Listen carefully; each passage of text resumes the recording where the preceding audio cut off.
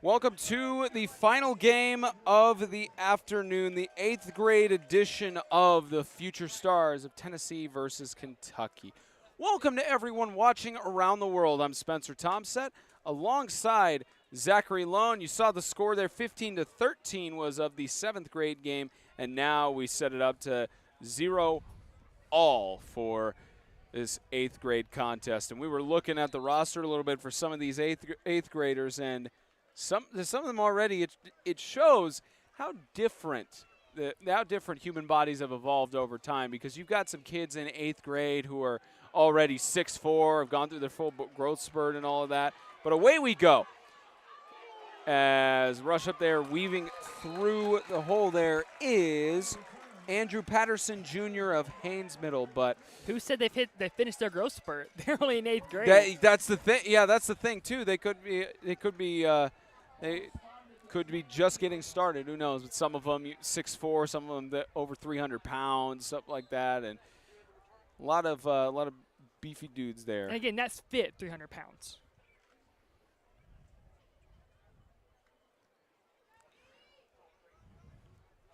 So they're letting the clock run down. Actually, so I get 12 minutes left. I guess they.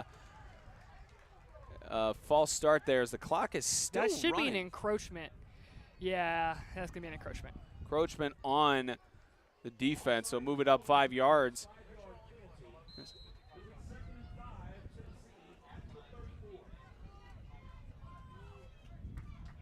The clock's still running, even though it should only be 11:55 with the kickoff and everything. But deep toss across the middle, right out of the get-go, almost a perfect pass and would have been a touchdown had the catch been made there.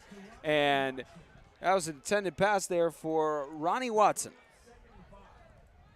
As it starts the game, it looked like that was a post route, and he just beat his man. And if that ball was thrown a second later, that's a touchdown, a walk-in touchdown. Ronnie Watson had an incomplete pass there just outside the reach as this carry goes up the middle by Donye Morris from Red Bank. And you didn't see this on camera, but number 29, Emmanuel Crumsey out of CCS, he just made one of the biggest blocks we've seen all day today. He just flattened the corner for Tennessee.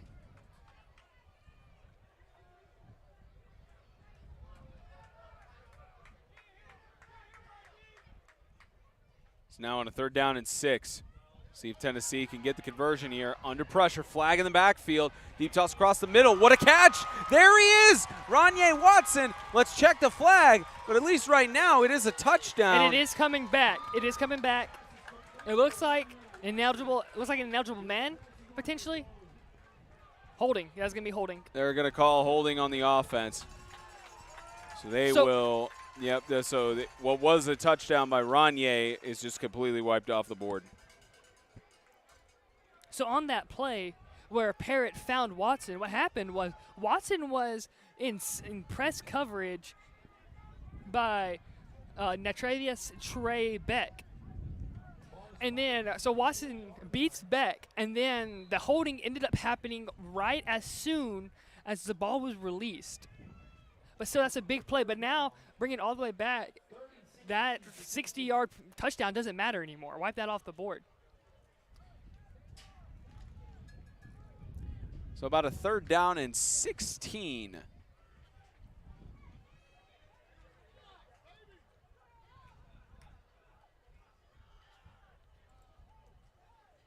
Quick screen. Another flag down with an incompletion.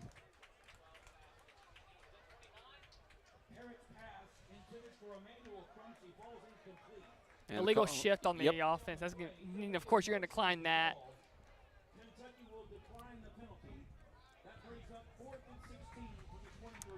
So nothing doing for Tennessee that first drive. Yeah, first drive, they can't get it done right now. It's riddled with penalties. Was that 5 and out, 4 and out? 4, 5, you know, maybe 6 and out. Who knows?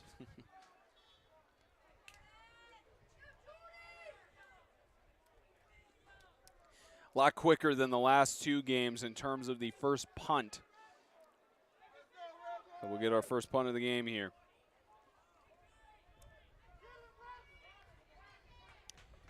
And it looks like this is Harrison Kilpatrick from Farragut Middle, who will, or excuse me, no, that's actually Gavin Grant from Coyerview, as this punt is being returned. Go down to about the 46, 47-yard line. Big return sets up Kentucky inside Tennessee's territory. Christopher Sweeney Jr. from Bowling Green gets the first possession or first offensive drive for Kentucky in Tennessee's territory.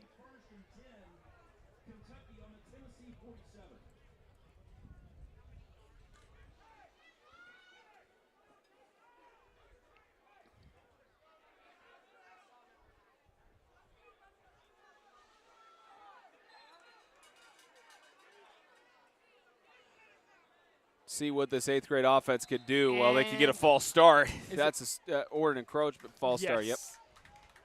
It looked like they moved at the exact same time, so that would have been an interesting. That was an interesting call. The right call. The offense, of course.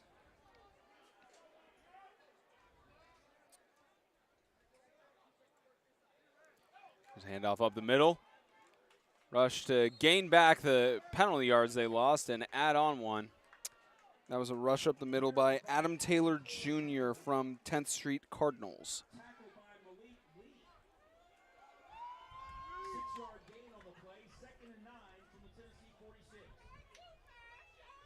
As this game's flying by, we already only have 9 minutes to go in the game. First quarter, excuse me. So 2nd down and 9. There's another carry here. That Tennessee defense is just not really letting anything get through, as Taylor Jr. was trying to get that carry up the middle again, but takes a loss of a yard. It's a high-flying defense, right, from Tennessee. Quick, agile defense to where everyone's flying to the ball.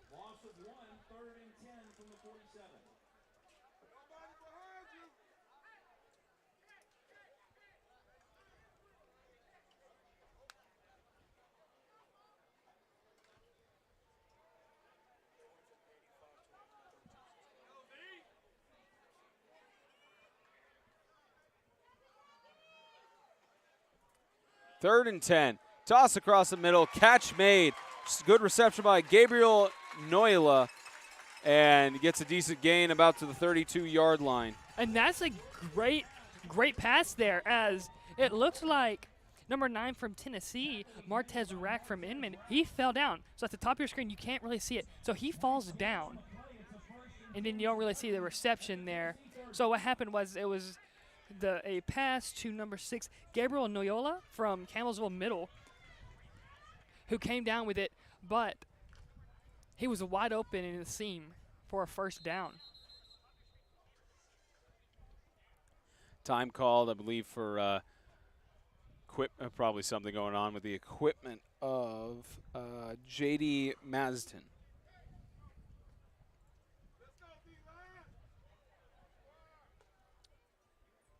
First and 10.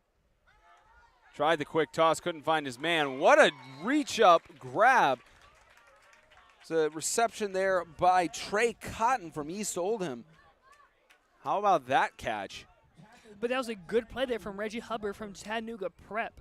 So what happened was he was playing 5 yards off, and then as soon as the pass came, he anticipated the pass and then made a play as soon as the ball was caught. So that was a big hit from Hubbard.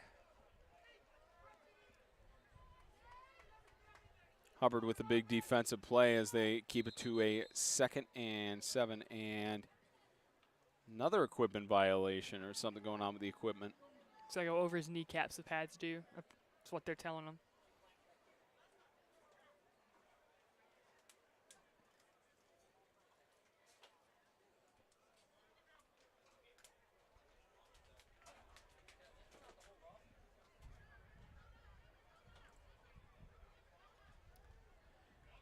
On a 2nd and 6. Trying to go to the right side. That was Adam Taylor Jr.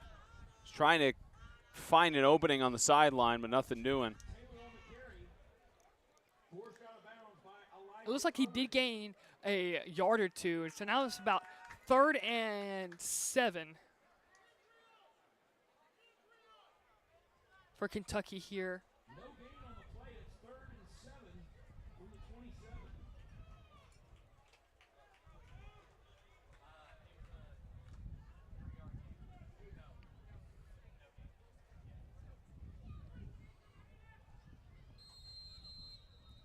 And timeout will be called by Kentucky with 6:32 left to go in the first quarter.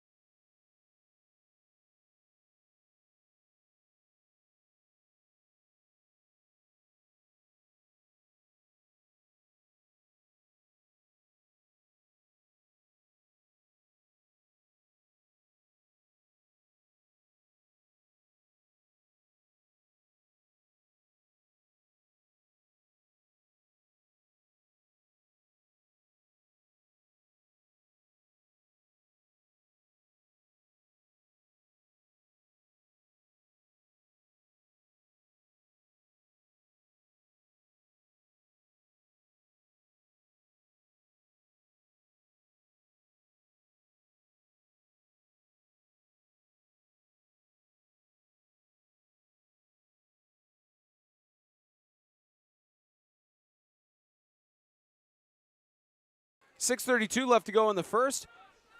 Kentucky's going to take a rush to the left side. Adam Taylor Jr. trying to find an opening, but that Tennessee defense says no, sir. Again, that's the swarming and high-flying defense. They got there, forced them to the outside, and then when you force them to the outside, Tennessee's defense is just so quick. They were able to go up and make a play on the offender there. Ball is spotted back at the 32. That'll bring up 4th and 12 for Kentucky. As they're going to go for it. This close in Tennessee territory. Don't think now could be the time to test the field goal kicker's range, but from this far out, probably not the best idea. Now 4th down. Flag. Oh, he's about to throw a flag for delay of game, and another timeout called by Kentucky. That's already 2 away from him in this, first quarter. No, there was 12 men on the field. Yep, 12 men on that. Have to waste a second timeout on that. It could come back to bite him going into the rest of the half.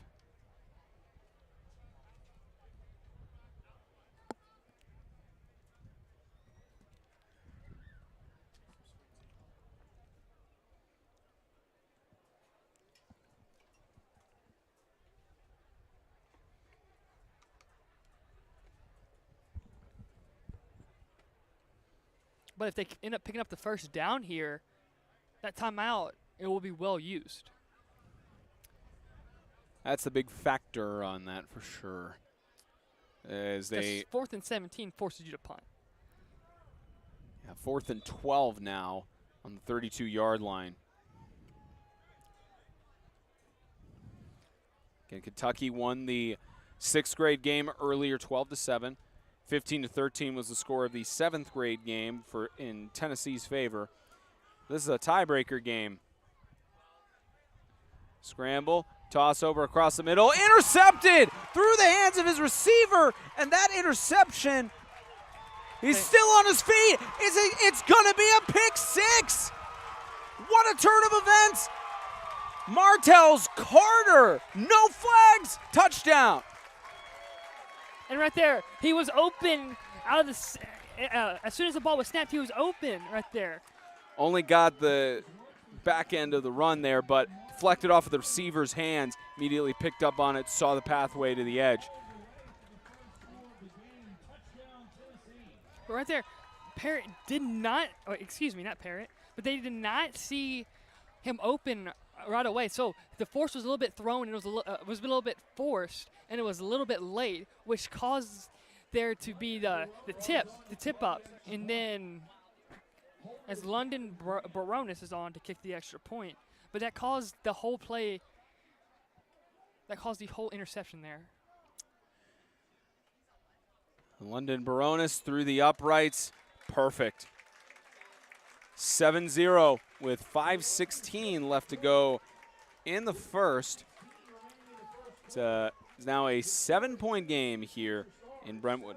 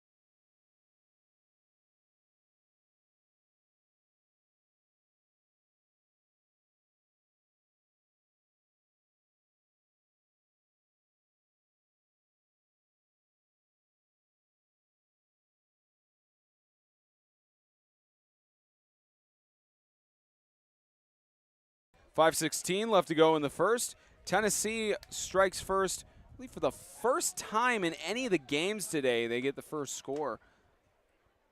Kentucky just had in the 6th grade game. Kentucky scored in the first play of the second quarter.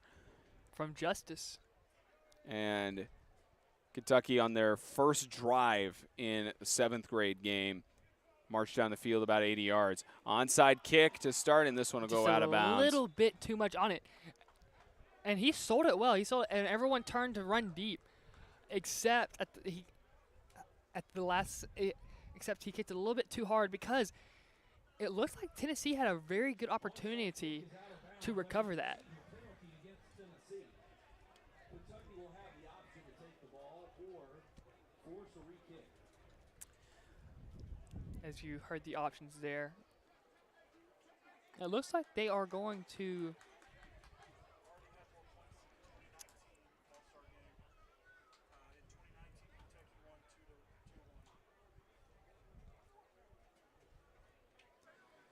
So 2019, the last time that you had these 3 sets of all-star games. Kentucky took the win 2-1.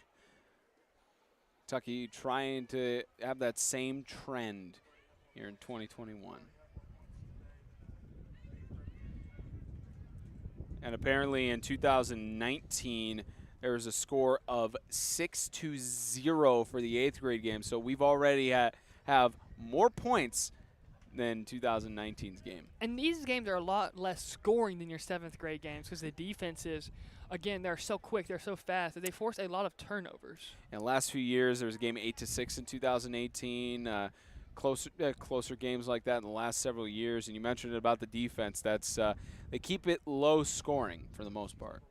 And according to the statistics on here, Tennessee has never won the 8th grade game. Has not won a game for 8th grade.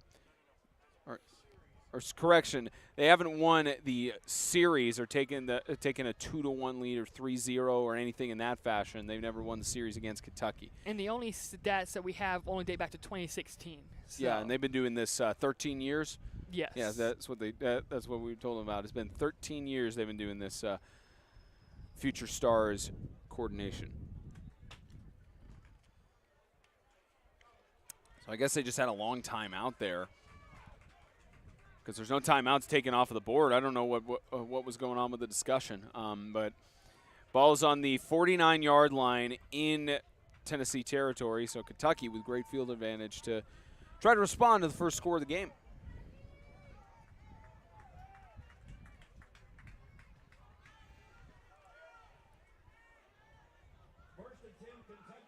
First and 10.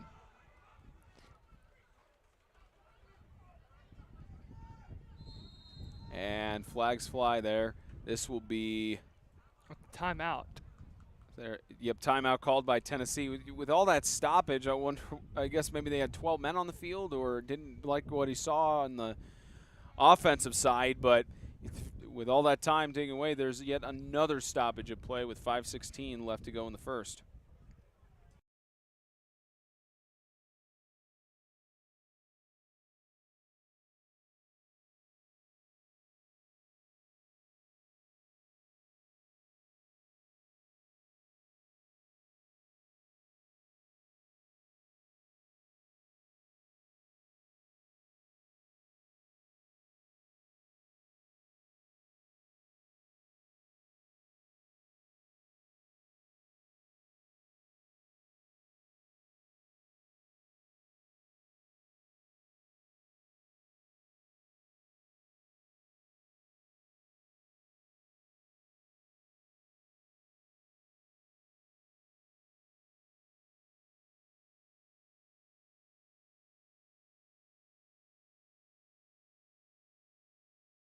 .5:16 left to go in the first.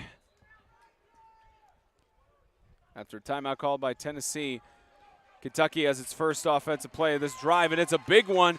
Gain of about 13 yards. A good rush up the middle to the 36-yard line. Great carry there by Michael Curry Jr. Good job of lowering his head at the end of the run and driving forward and getting those extra yards to move the chains.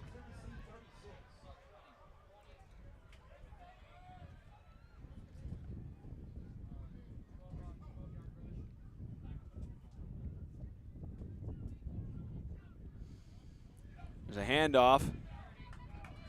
Goes up the middle, avoiding a tackle. Again, the yards after contact that we're seeing in these games all today is incredible. And yet another first down for Kentucky. Yeah, and that was Michael Curry Jr. again. He kept shaking off tacklers. And the thing is, you can't go high on a guy like Michael Curry Jr. He is so shifty, he's so elusive, that if you go high, then he's going to shake you off like he did the multiple Tennessee defenders right there. So you got to go low to try and take him down. But then it's a pick your poison. If you go low, there's a chance you get stiff-armed into the turf. They tried to pick their poison there, and it's resulted in a 1st and 10 outside the red zone. Give it to Curry Jr. again. This time the defensive line reads right through him. Still got a gain of a yard there.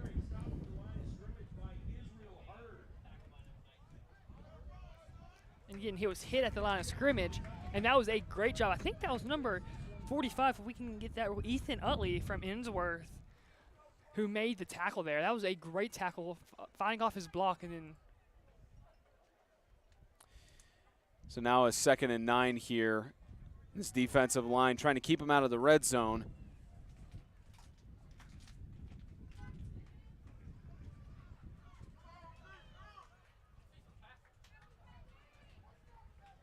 See if we get a passing play here. Get a quick one. Right side. What a catch. That's going to be incomplete, yeah. What an attempted catch there by Gabriel Noila. Almost looked like he was taking it in on the ground, but he's got contact on the ground there. It looks like that the ground aided him, and with the catch, which caused the incomplete pass. But, yeah, that was just a little bit behind him there, and Noila wasn't able to make a big play on it. Stops the clock as we now get down to a 3rd and 9.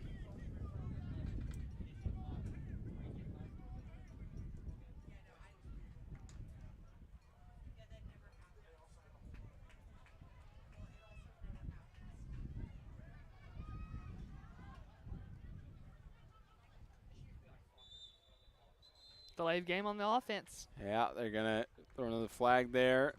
Dead ball and delay game, back 5 yards.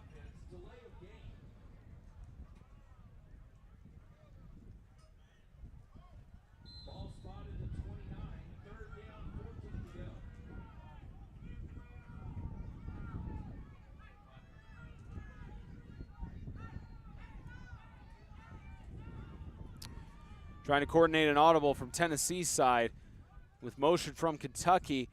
They got about a 4th and 14. They're going to have a deep toss towards the end zone. Oh, intercepted! What a play! The pass intended for Kentucky's Trey Cotton, and that was picked off by, I believe, Martez Rack.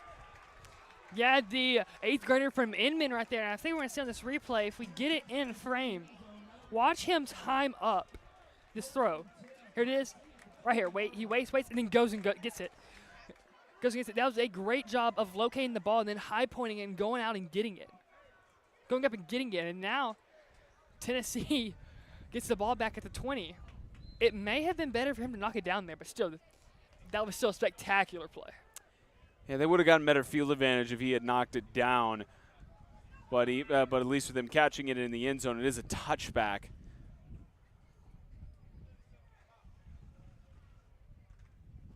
The wind picking up here.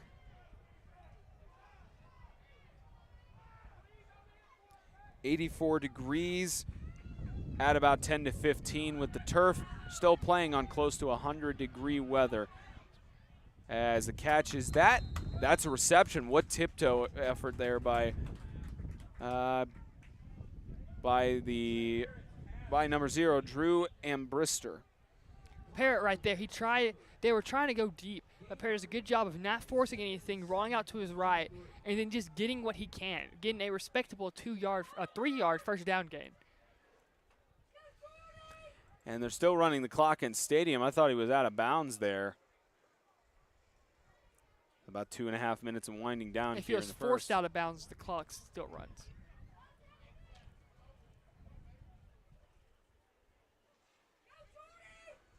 There's a handoff. The ball loose. Did Kentucky get to it? No, Tennessee immediately recovered.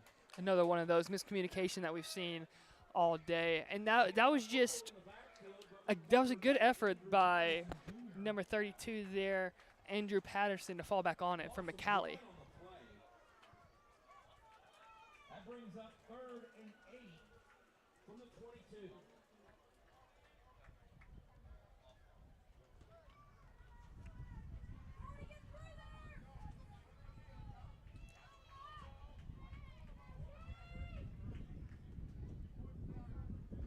It's now 3rd and 8. And some movement there. Which one are they going to get it on? I think they're going to call this a false start. And they are.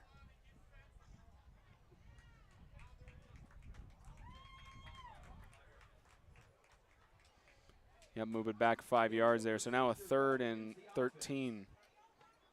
5-yard penalty, spotted back at the 17. That'll bring up 3rd and 13 for Tennessee.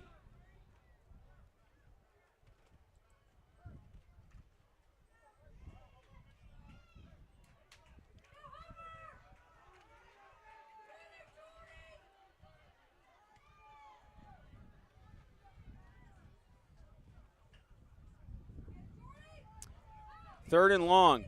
He's got time, gets a toss across the middle. What a great catch. That's by Emmanuel Crumsey. Gets the first down and a lot more. Down to the 44-yard line. He made 2-man miss, and then he has kept running. So right here, that was a good see him settle in the soft spot, the zone right there, and then makes that man miss, then runs, gets to the outside, and he just keeps his legs moving. If you keep your legs moving, that means you get more yards at the end of the run, like he did right there at the end of the reception.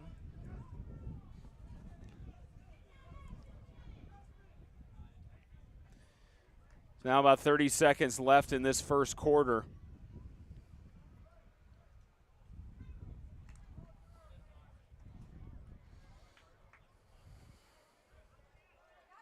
Now a new set of downs on the 44-yard line. And rush going on the left side. It's about gain of 8 yards. And that's going to take us in the first. After 12 minutes, we have 1 touchdown and 1 point after. 7-0, Tennessee leads over Kentucky here in the Future Stars 8th grade game.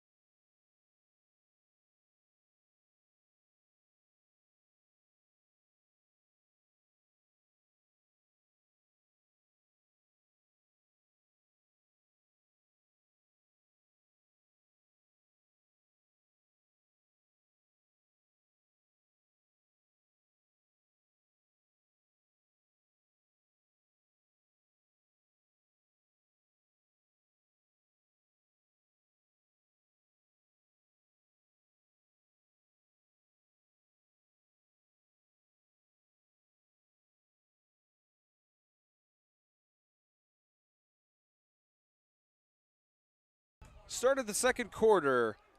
7-0. Tennessee leads over Kentucky in this 8th grade Future Stars game. And That's going to be a false yeah, start. they play dead. 5 yards back, so it'll be 2nd down and 6. So there was some clarification in between the quarter breaks. The last tackle came from Braden Wallace of Kentucky. Second down, 6 yards to go from their own 48. Got to give credit where credit is due.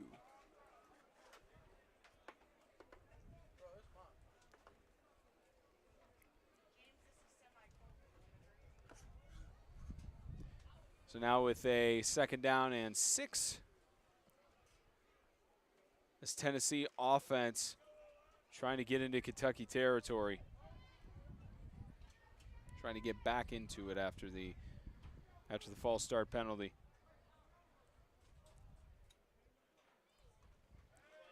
So a keeper up the middle. Gets over to about the 47-yard line. And back where they started, 1 yard short, just one less down for them to get the first. And they ran to the strong side of the offensive line right there. A QB draw to that strong side to get 4 yards and bring up this 3rd and 1 and manageable. So now you have the opportunity. You can take a shot here if you're Tennessee, because no matter what happens, you are in position to go for it on 4th and 1.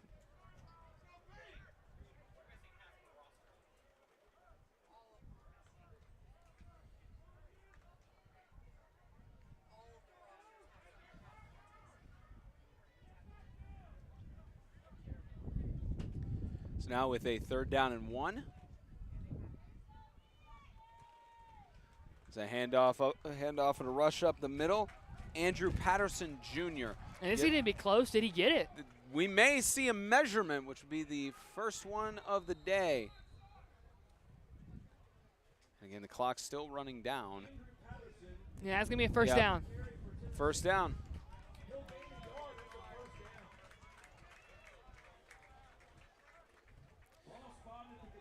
No measurement needed. Tidwell and company. Well, that he got to the 46, and another set of downs here for Tennessee to work with.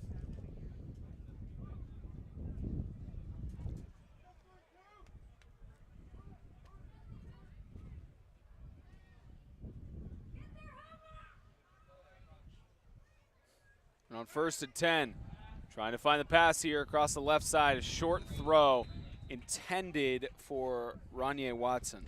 So the only way for Watson to get that ball was for it to be a low throw, because he couldn't lead him because the safety was standing there, and he couldn't throw it back shoulder because there was a guy on his back on the back shoulder of Watson. So the only way Watson would be able to come down that catch was for him to throw it low. He just threw it a little bit too low there and spiked it to him.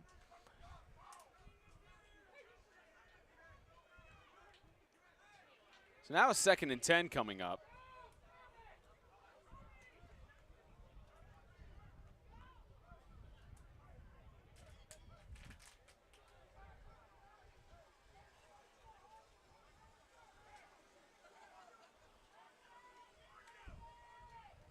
$10-12 left to go before the end of the first half.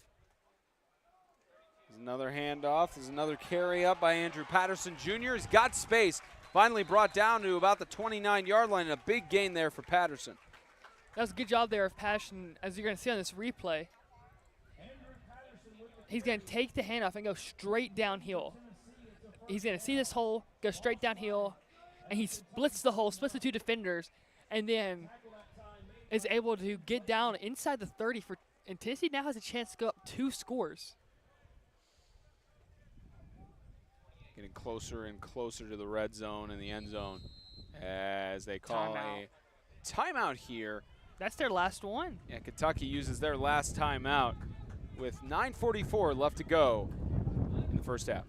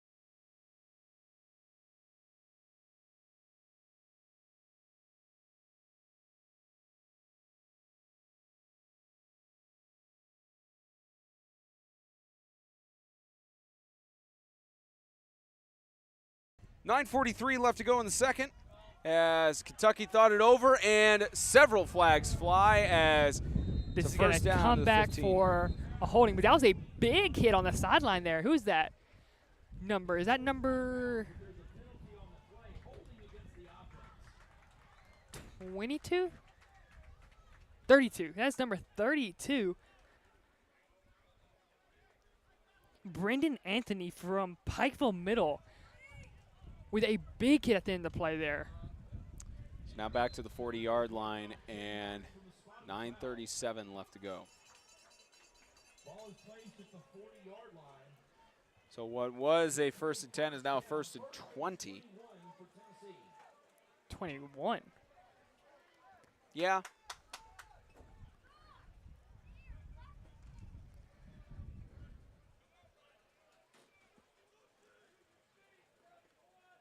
Still in Kentucky territory at the 40-yard line.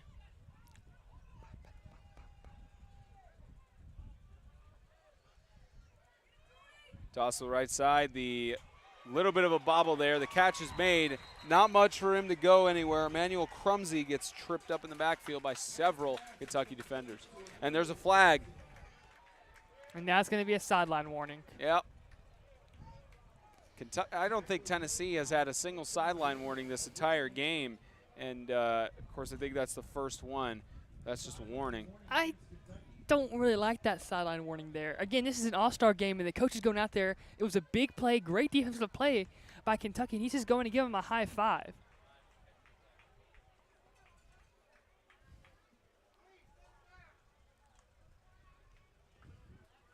Yeah, tough stuff there. He's talking with the side official right now about it.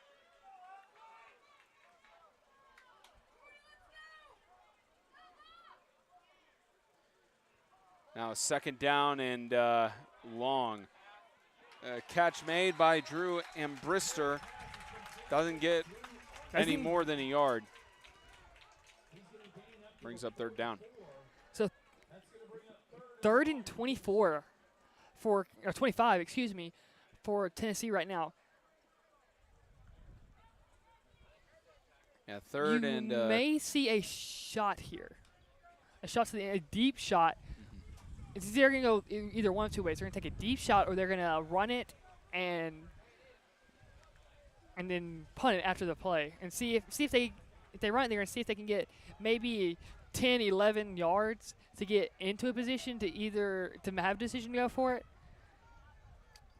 Yeah, they got to at least chip off some yards here. They toss it with a short pass to behind the line of scrimmage and gets a loss of a yard on that. Or they're going to throw a screen pass. I don't think either of us were thinking about that.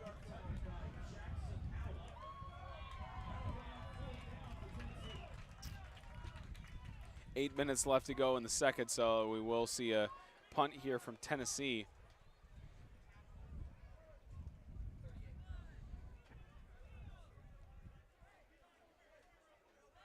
I guess with the screen call, it was that the defense was least expecting it, but in that situation, you gotta maybe at least try to pin him deep on the punt, which actually they get received at the 21-yard line, avoiding several tackles, gets down to about the 29-yard line. There is a flag. And we do have a flag. Another flag. We won after the play for unsportsmanlike conduct. Everyone gets a flag. Yep.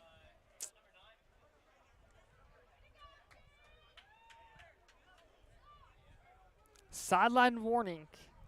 The first one of the day for Tennessee. Yep. You jinxed him there. I think that's what we call announcers jinx, yes. But, yeah, just a warning for Tennessee's sideline. It's going to be 1st and 10. Kentucky on the 29-yard line. See if Kentucky can march it down. Again, Kentucky has down by 7 as they're trying to match that first score that Tennessee had on the pick 6. And he's rushed on the left side. He's got a bunch of space. The carry over to about the 40-yard line. He'll be forced out of bounds. What a great carry by Adam Taylor Jr. And what a great block on the outside there by wide receiver Trey Cotton. So you just saw Cotton block 2 men to give the wide open lane, wide open run there to get him inside the 35. Say that's about a 38-yard rush. And let's see if Taylor Jr. can do it again. Not as much because the defense having there. Oh, and that is going to flag be a thrown. 15-yard penalty at the end. Fortunately, both of them got right back up, and there was nothing. There's nothing too serious on that, but you could hear the bleachers clank from up here.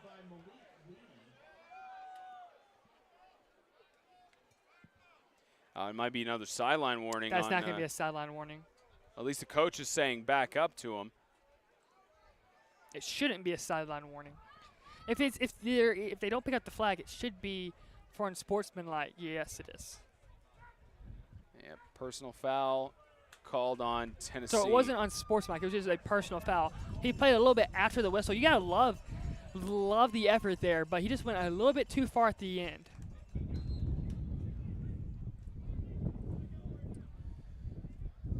So it's good to see everybody okay because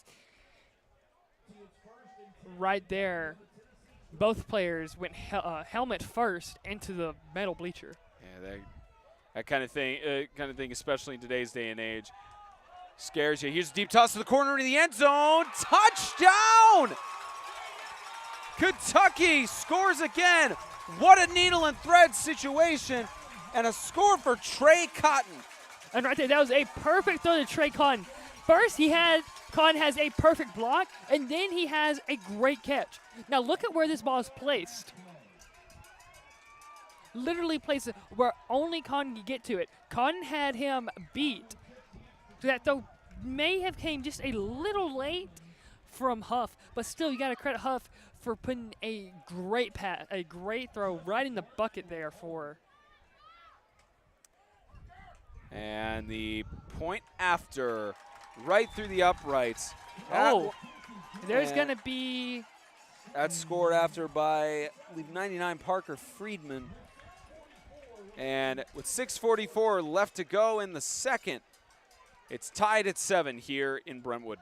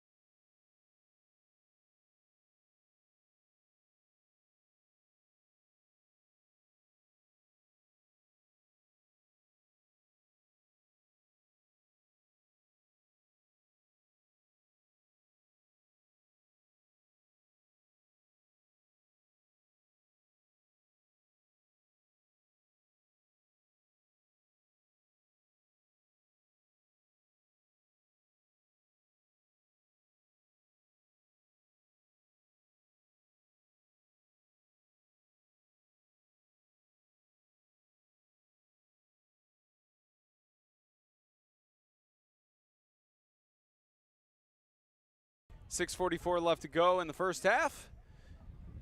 Kentucky trying interesting kickoff formation to start off to send it back over to Tennessee. Maybe not. Maybe a secret onside kick here. Not sure, but they'll just boot it deep. And the return will start from the 10-yard line. This is a carry by Garen McLean, and he's pushing all the way to the 33-yard line. Does a good job there by McLean getting to the outside, but that was also a good job by Kentucky, number 6, Gabriel Noyola, for forcing him to the outside. Because of the way that Noyola had him played to where the only way he could go inside, but if he went inside, there was 3 Kentucky defenders waiting for him. But if he went outside, there was 2 Kentucky defenders waiting for him. Noyola, even though he didn't make the tackle there, he did a good job of slowing down the kick returner. Let's see if Tennessee can respond to the equalizer that Kentucky dealt to him. Start out from their own 34. Scramble, toss in the middle, to the left side, a nice catch. He tried to stay up there and fully stiff arm him, but Ronye Watson gets a gain of about 5-6 yards. And it looks like that the Kentucky sideline's upset because there was a little bit of a holding that got away, but still that was a great throw and great catch.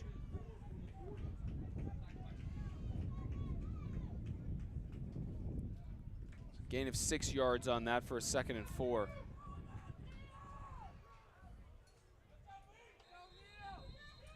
And Kentucky, actually it's a timeout for something going on with the knee pads of Bryson Maddox.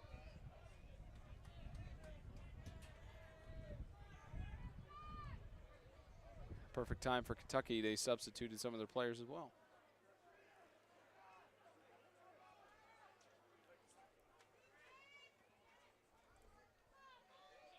And a helmet fell off there by one of the Tennessee players. Let's get the replay of that. So watch this run right here. So it's going to be at the top of your screen. Running back number 34, Canal Levet from Blackman, right here. He gets blown up on the edge, which that was a big hit. One of the biggest hits we've seen all day today in these All-Star games. The reason why these players were recruited is because of being able to make big hits like that.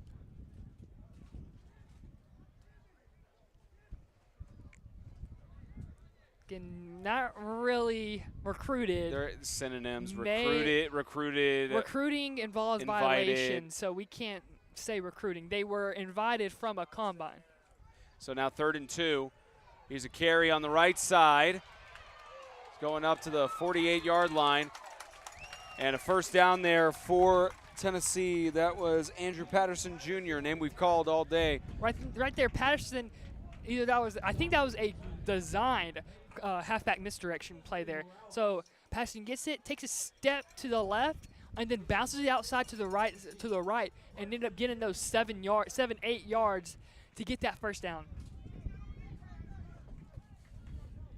So now they're across midfield in Kentucky territory.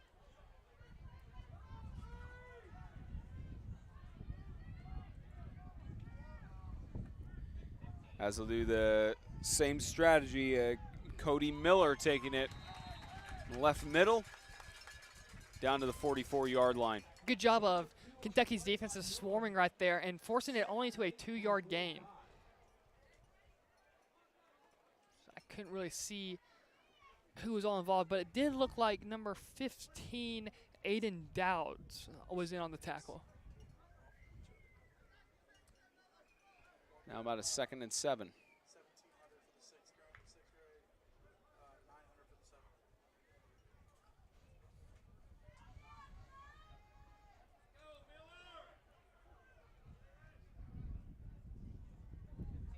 Tennessee looking a deep pass to the right side, tries to take the shot, loose and incomplete. Good coverage by the defense to make sure there's no pass interference on that. Just a good play. And it was that ball did hang up there just a little bit longer. I don't know if he was looking for right there, if he was, as I don't see, I'm guessing that was 32. We'll go 21. Aiden Smith Baxley there. I don't know if he didn't see him, but he was wide open at the bottom of the screen. No, it is 31. We don't have 31 on the roster, just that we were given, so we don't know who that is. But he had his man beat on an deep out. It's now a 3rd and 7 with that situation, and incomplete. Goes right to the ground. So now you got a 4th down on the 45-yard line. They'll send the punt team out, and Kentucky, no timeouts, but they've got plenty of time to march it down the field and potentially take the lead going into the second half. And they do, and they get the ball to start second half, if I'm not mistaken. This is there's a time for Kentucky to score here. And it's definitely now. It almost looked like none of them were ready for that snap, and they'll stop it at the 13-yard line. So let's see what this Kentucky offense can do. And they could have let that ball roll for a little bit. Picked it up off the first bounce.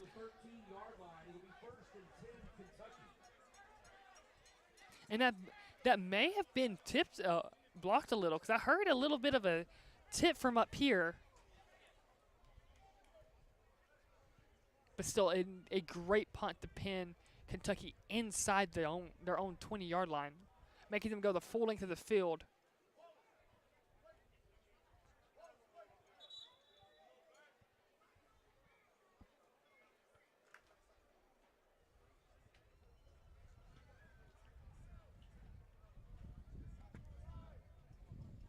So 3:42 for Kentucky to work with here. They have to march it down about 87 yards to get to the end zone.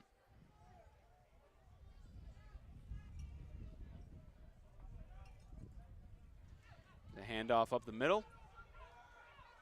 Stretches out after contact. Gets down to the 18. Getting just a little bit of a momentum starter to the drive. Get about 3-4 yards, and then they may start airing it out here. Again, they have no timeouts. Because they used 2 in the first 4 minutes of the game, and they used that third one at the beginning of the second quarter. 2nd and 6, another run up the middle. And has got some space. Gets about to the first down marker. And he did get the first yep. down. First down for Kentucky.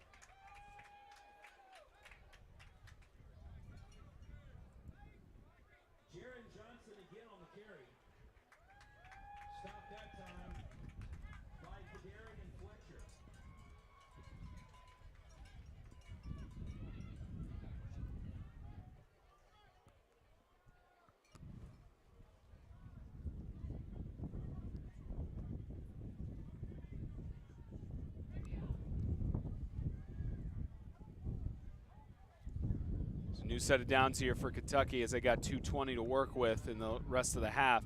Carry to the right side. That one by Jaron Johnson. That was a good job of Tennessee's defense of limiting these runs. So you can keep running the ball, but you're going to run out of time. They've ran 3 plays, and 1 minute and 45 seconds have come off the clock here. So there's only 1 minute and 56 seconds to go. And the one trend you've, of course, seen in this All-Star game is that even in the All-Star games throughout the day, the hurry-up offense, of course, not worked on, and you see, 20 seconds, 25 seconds taken off the clock in between each play. Well, that also has to do with there's not a lot of chemistry between these players. You see that as the trend. So at this point, 1:35, as they carry it up to the 30-yard line.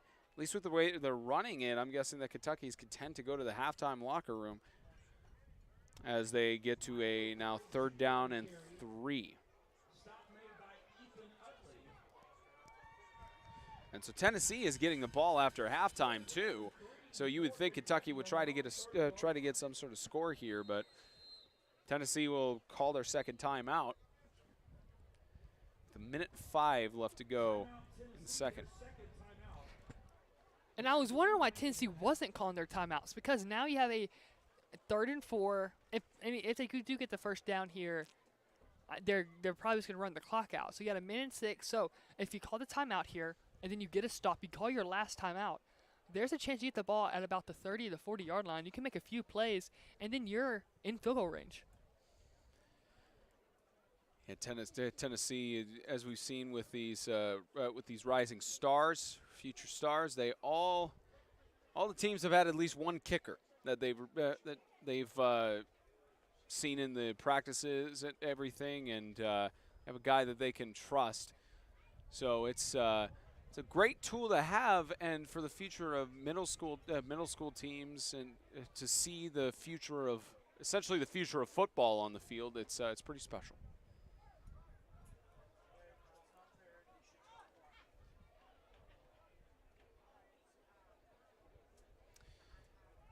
So 1:06 left for the first half.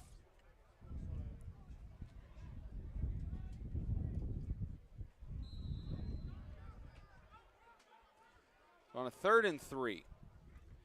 Movement there, a rush up the middle, and it looks like Did he get it? Kentucky, They are going to give it to him. yeah, they're going to spot him and move the chains for a 1st down.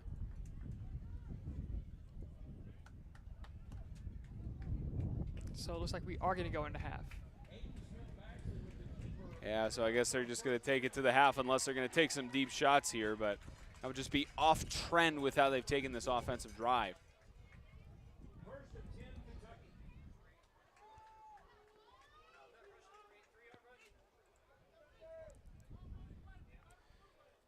So they'll have a 1st and 10 here on the 34-yard line.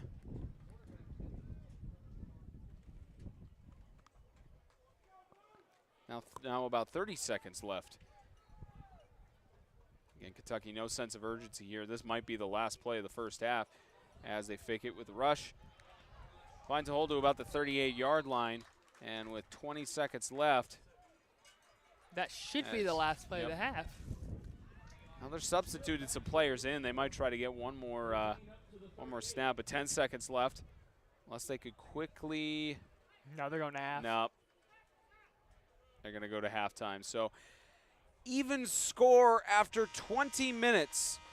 We head into into halftime with a score of 7-7 between the 8th grade future stars of Tennessee and Kentucky.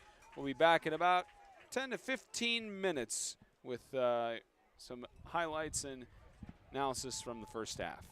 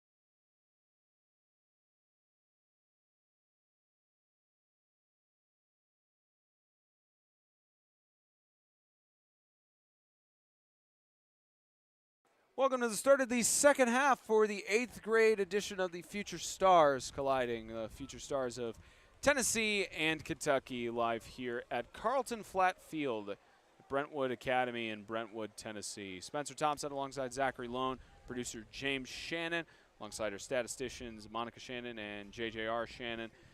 Happy to be here in Middle Tennessee. Well, the story of the game is there's a pick six that occurred for Tennessee to start out the first game there. And for Kentucky, That was from Martell's Carter, too. Yep, Martell's from Carter. McCallie.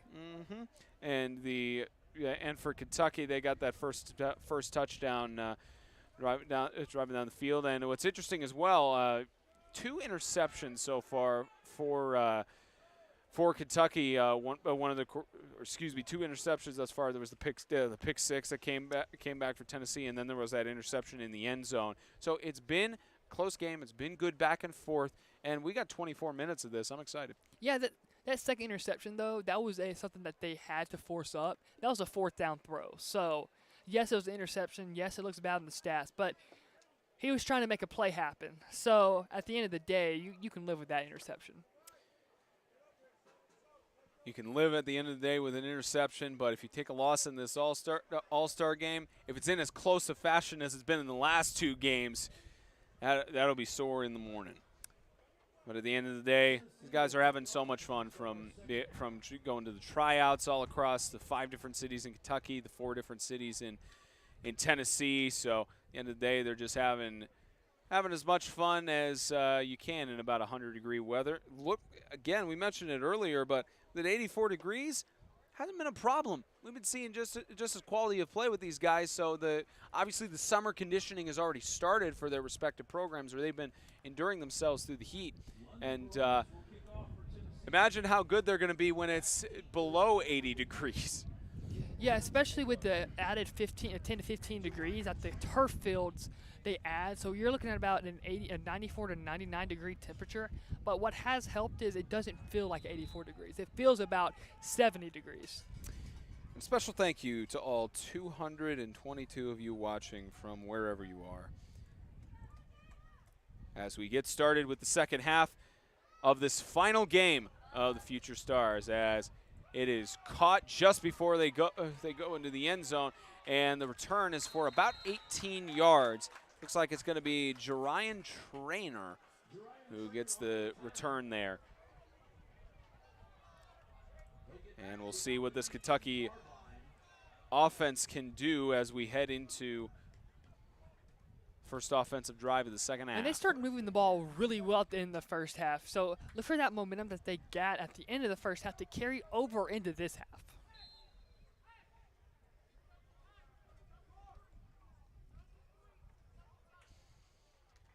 Not sure if we have an exact number of the crowds that have come out here to these games, but I'm sure it's been in the thousands with the amount of people packed for all 3 games.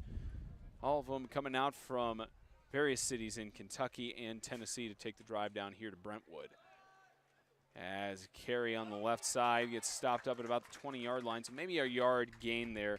That carry was by Michael Curry Jr. And Israel Hurd was there on the tackle. That was a good job. So he tried to rip for the ball because he was engaged, and then once he made it, as soon as he made contact with the ball, he left his engagement with the blocker, turned, and then tackled him. Turn and tackle. Great defensive effort there.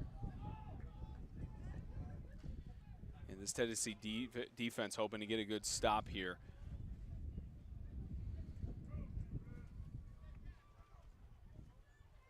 As the rush there, you could see Ethan Utley from Ensworth rushing in on the right side to try and break up that rush.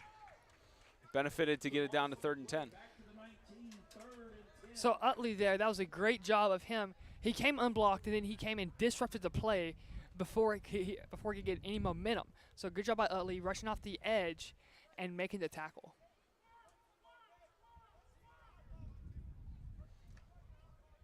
Tied at 7 here for a 3rd down and 10.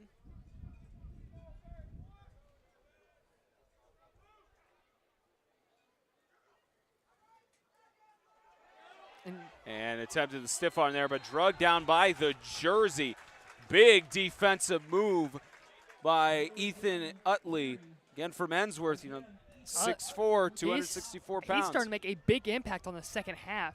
Utley right there was not going to let the Kentucky player go, and huge loss, about 5-6 yards lost. So now you have a 4th and 15. Went to the Nashville tryout for the Future Stars a few months ago. Got selected here and makes a big play in the backfield there. It's now a 4th and 15.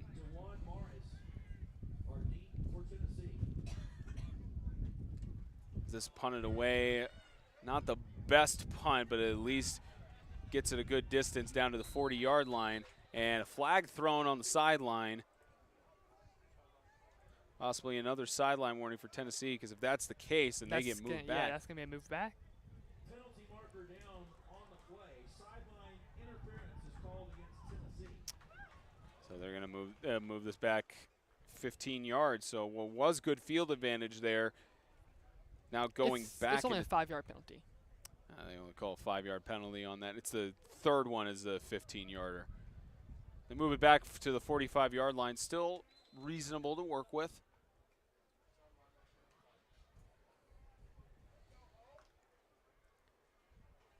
Tennessee's offense will get to work for the first time in the first half. About 2.5 minutes in. There's a handoff. This will be carried by Quintel Levitt. 3-yard gain. Job there. Right, good job right there from Levitt, following his lead blockers and falling forward for that 3-yard gain. 3 yards down to the 42. 2nd and 7.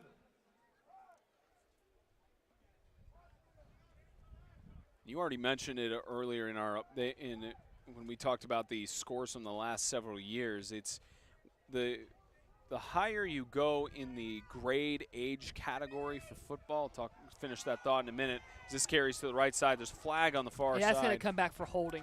That's Jaden Maxwell took the carry, and likely a holding penalty. But the higher you get in the grade and age category for football, the more fine-tuned the defense seems to be, just because of the reps they put in, the coaching they've had. So that's what we're seeing right now here in this 8th grade game. It's only tied at 7 each. I mean, even the 7th and 6th grade games earlier, they were both low scoring, but you're seeing less and less mistakes made on the defensive side. Yeah, and like you said, they've been playing, of course, football longer, but they're more comfortable in this type of setting, in an 8th grade setting, playing against other middle schoolers. In your 6th and 7th grade, 6th graders, you never played against potentially other 6th graders before because of the youth development leagues. As this carry is by Downey Morris, gets a decent gain, about just 1 yard short of the first down. Some 7th graders don't even get their shot till they turn 8th graders. So they have more to prove when you're in 8th grade. So yes, there have been a few breakdowns this game, but you're not going to see those defensive breakdowns like you usually do. Everyone right now is doing a good job. The defensive end, they're high flying, they're flying to the ball, they're making big plays. Both Tennessee and Kentucky's defenses are.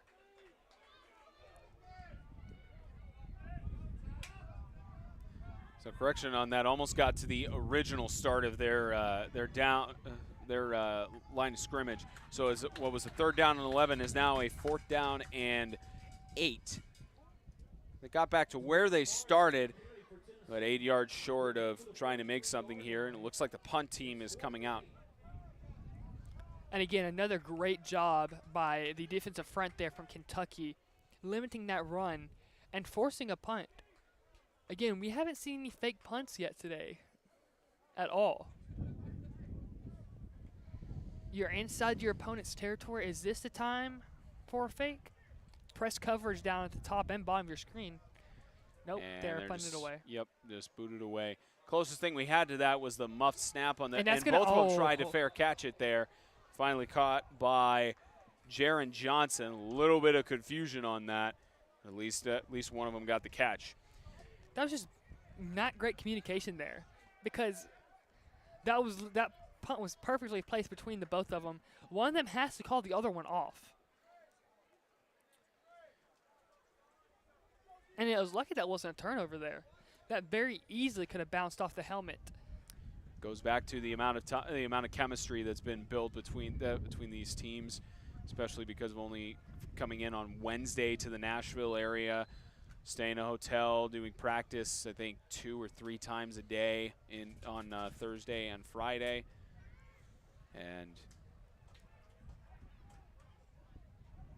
at least with the whatever they built to this point, it's only 7 points for each side as carry for 2 yards for 2nd and 8.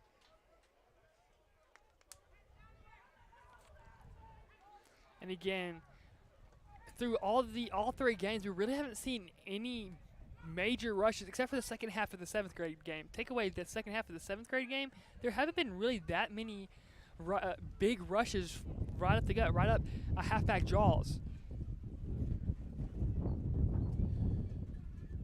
So credit these defensive lines from all 3 grade levels. 2nd and 8, quick screen pass, lose that the was a football, screen, and that's it's a a touchdown. screen, and that's a touchdown. Tennessee, Reggie Hubbard from Chattanooga Prep saw the ball, knew it was a lateral, and that's the 2nd time in the game where that lateral has resulted in a touchdown. First time this game that this has happened. But again, this looks like the Kentucky player there took his eye off the ball for a split second, and Hubbard was there to pick it up. And again, that is a lateral because that did go behind where the quarterback threw it initially.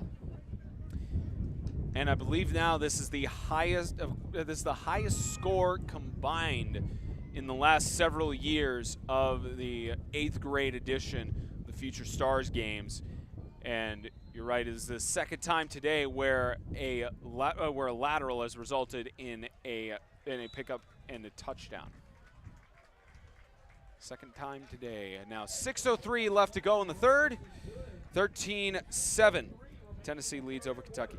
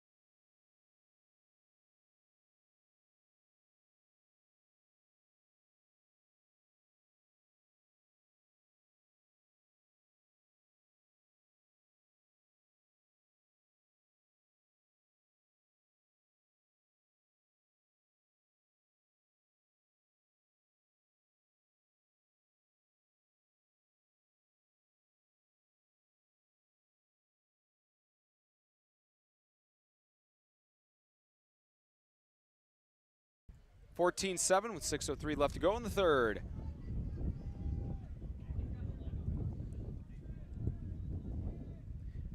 As we see one of the star kickers that we've seen throughout these last 3 games, and it's a touchback with catch immediately occurring in the end zone.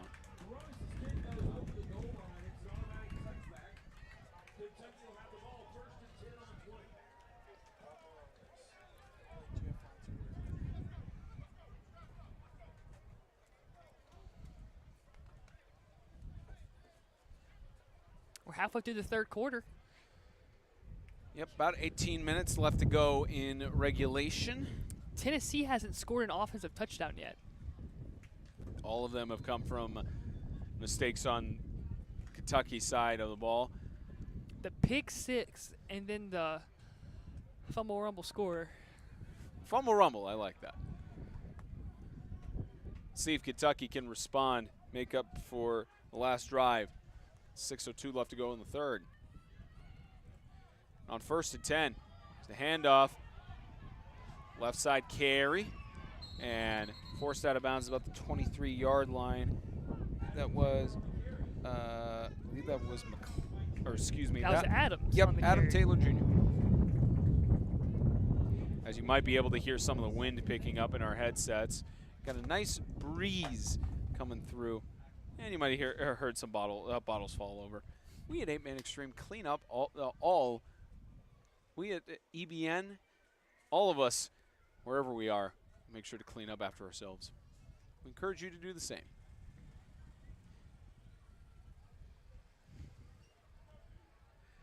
Second down and 8.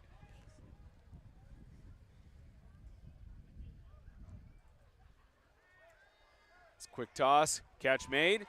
Reception by Christopher Sweeney Jr.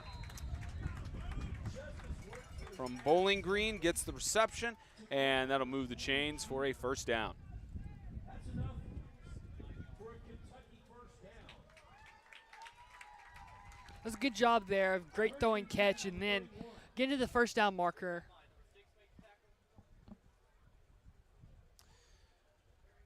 Gets it up to about the 31-yard line. And the wind's starting to pick up here at Carlton Flat Field. Might affect the kicking game. It comes to that deep toss towards the left side, and that's going to be another interception. Tennessee, incredible on the defensive front, and that interception by 87 Hudson Bork from Briarcrest. So, Justice Wertzler right there. So you're going to see him. He doesn't get into his throw. So he's flat-footed and then just turns his body and makes a throw. So he didn't step into it, which caused the ball to be short, and he threw it into double coverage. Great job of taking advantage if you're Tennessee. But now if you're Kentucky's defense, I mean, you've been solid all game long. Defense has stood strong, and now they have to try and force a fourth and out here. Quick toss left side, overthrew his target to the right. It's intended for Ronye Watson.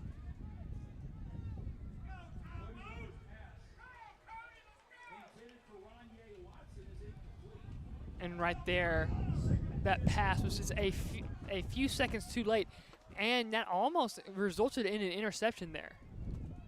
If that was on target, it looks like Aiden Blakely may have had a shot to take that one all the way. Trying to get past the line of scrimmage, but tripped up for a loss of about 3. Bringing up now a third down. They'll spot it for a third down, and it looks like 15.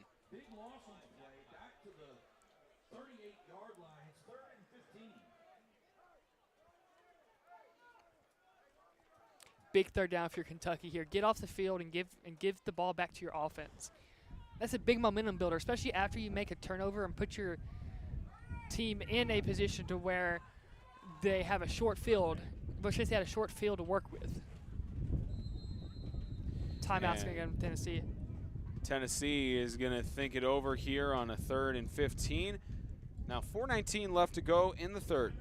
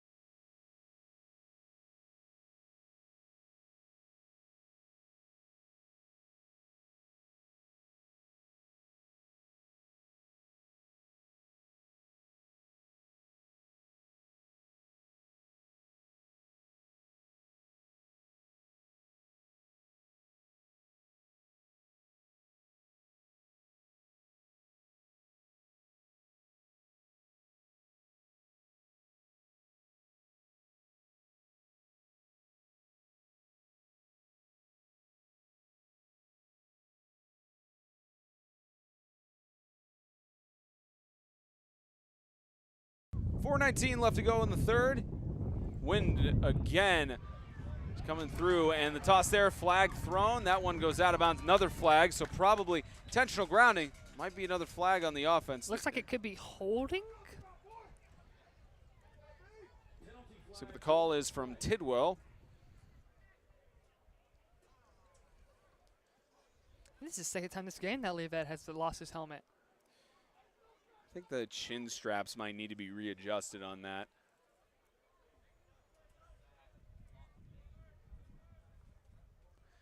They're having a long discussion about this.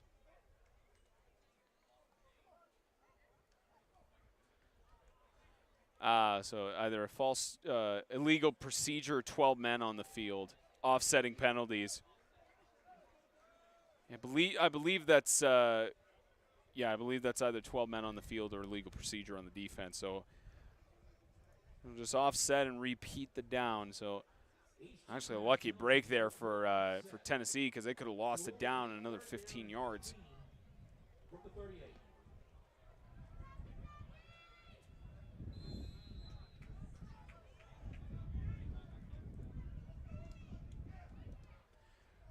Third and 15. Deep pass to the left side, wide open, but to the right. Would have been a perfect opportunity for Tennessee to get a touchdown, but go up 2 scores. And the way your defense has been playing, that might have put it out of reach. Just a little bit to the right of his receiver. And now a 4th and 15. The punt team comes out for the Tennessee Future Stars.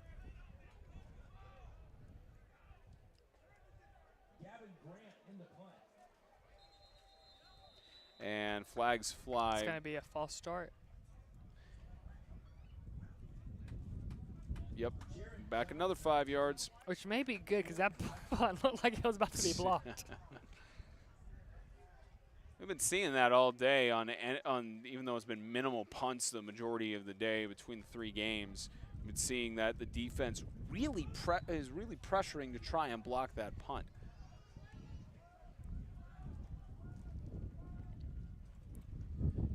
That one came close too. This one is going to bounce to the 31-yard line.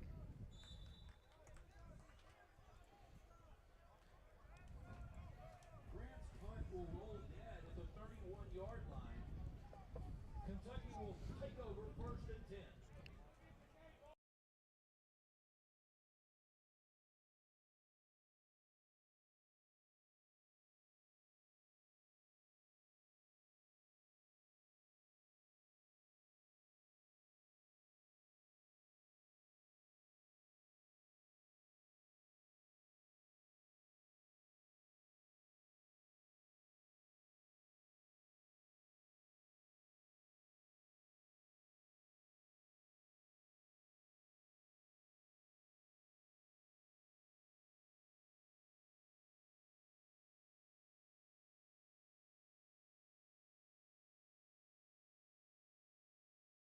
.347 left to go in the 3rd.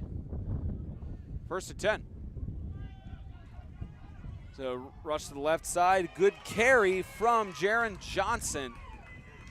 Got some nice side steps in there and a good defensive move, this time by Elijah Owens from Alcoa. This right side of the defensive line for Tennessee right now is really stepping up their game. Anything that is run to the left, the right side of Tennessee's defensive line, is there, and they're matching it. Again, this whole right side of the defense has really shown up in the second half. From the touchdown from Reggie Hubbard to the just then Elijah Owens with the tackle, and then Ethan Utley having a great game. 2nd and 8, a carry on the left side, and again they give it to Adam Taylor Jr. and that could be coming back. Yep, there is a flag down. He's forced out of bounds by Reggie Hubbard. Penalty flag on the play, holding against the offense. Yep. Holding call, and they are going to bring it back. Mark from the spot of the foul, it'll repeat 2nd down.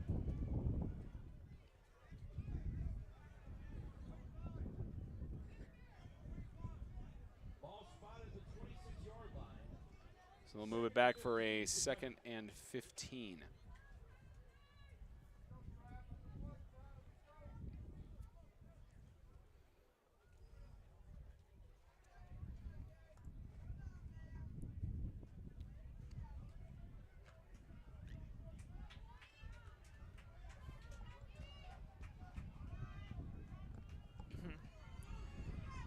Second and 15. Handoff again to Taylor Jr. He's got several Tennessee defenders surrounding him for a gain of 3 yards. Good job there of Taylor. Just keep on moving his legs and getting that 3 yards to make it this 3rd and 12.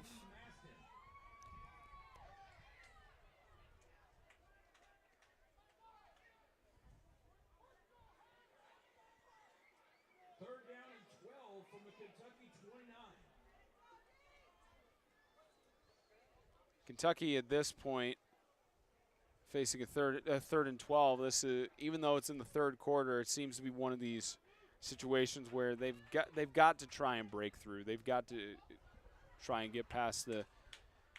get down the field, especially because of how well this Tennessee defense has been playing. Just carry up the middle. Carry still on his feet. Jaron Johnson not getting the first down. Now it's on a 4th down and 3. Right there, they did test the left side of the Tennessee's defense again, and that was a good job by Johnson of getting.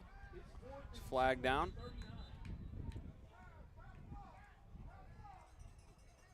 Might call this on the sideline again. It's on one of the players. That was called on Ethan Utley, I believe. At least that was who the referee was having a conversation with.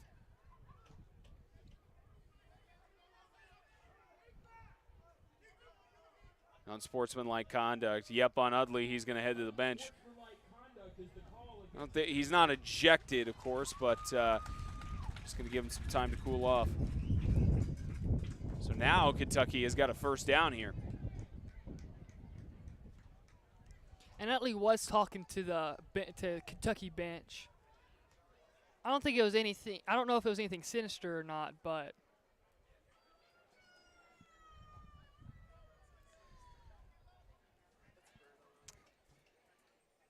really digging into the thesaurus of yours to go with that one. heard it last night on a broadcast.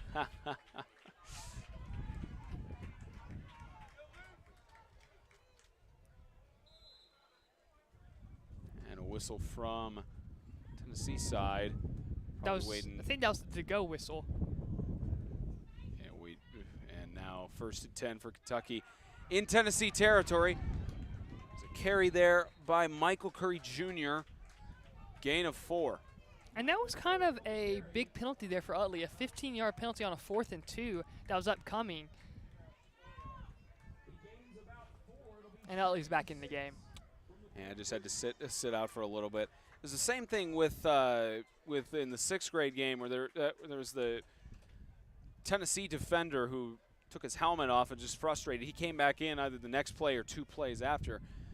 It just shows, you know, the coaches getting them in the correct mindset, just calming them down, and then getting them right back in the game as long as they're staying in line. As give this carry over to Adam Taylor Jr. He's got some space. Flag in the backfield. Adam Taylor Jr. staying on his feet. He's in the end zone, but this is likely coming back.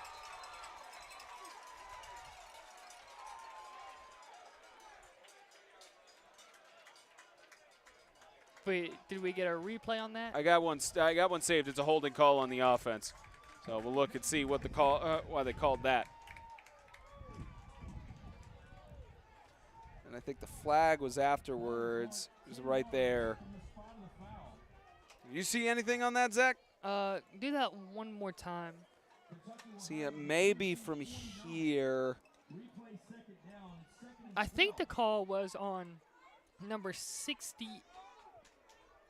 I think it was. I don't really know the number, but it's on the right side of the offensive line. He did get his arm across the shoulder and got a little bit of a jersey that you saw, a jersey tug. tug on the right side of the offensive line of Kentucky. It might have been 58. Wait, Well, something like that. But regardless, we're heading into the fourth quarter. 12 minutes left. We're still tied here in this 8th grade edition of the Future Stars of Kentucky and Tennessee.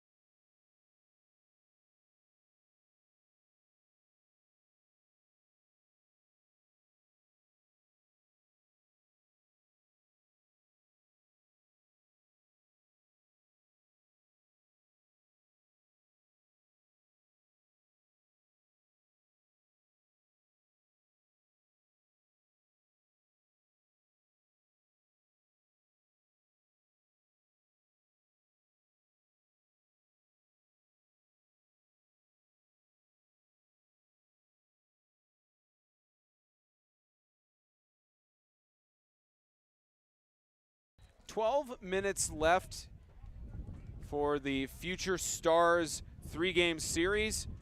Comes down to these last 12 minutes with these 8th graders. And how about that avoidance of a tackle by Michael Curry Jr. Got back to the line of scrimmage. Maybe got a yard there. Actually, they'll just keep it at the same place, 3rd and 12. What do you think this game's going to come down to here, Zach? probably a field goal. Yeah, I think if they could get in range, that's the big thing is with how strong these defenses have been standing, getting into field goal range or close to the red zone. I think we've maybe had twice where teams have been in the red zone on a possession as another timeout called. I think first timeout called by Tennessee. First timeout of the half, actually. Only 30 seconds into fourth quarter.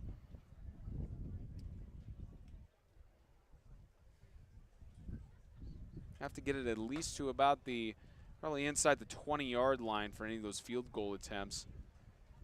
You think it might even come down to some defensive scoring? I mean, it could. Tennessee's already scored 2 defensive touchdowns.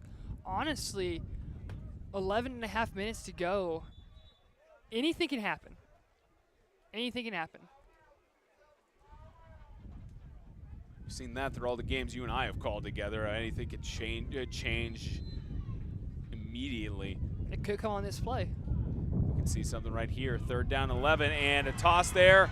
They rule it incomplete. Pass. Yep. That was a good call there by Tidwell. You can see the ball was going forward on the motion. Immediately ruled it dead. And that was Utley again. Owens and Utley again. Owens and Utley have really done a great job on the right side of that defensive line. Well, now they're opposite defensive ends. And the offense is staying on the field here. No, they're not. Never mind.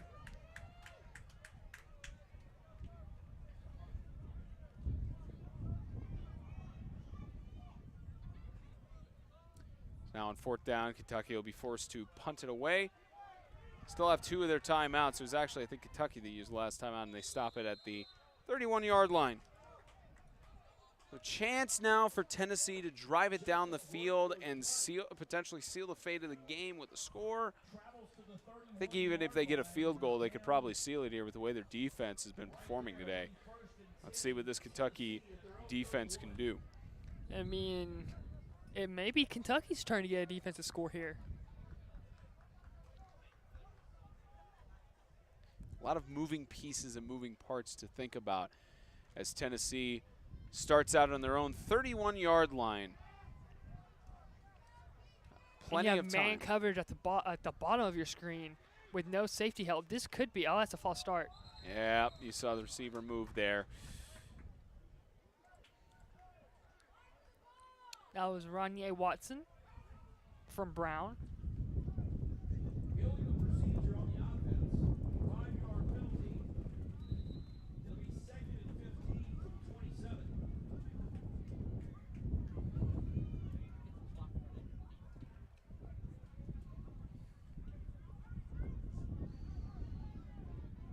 try that again. First and 15.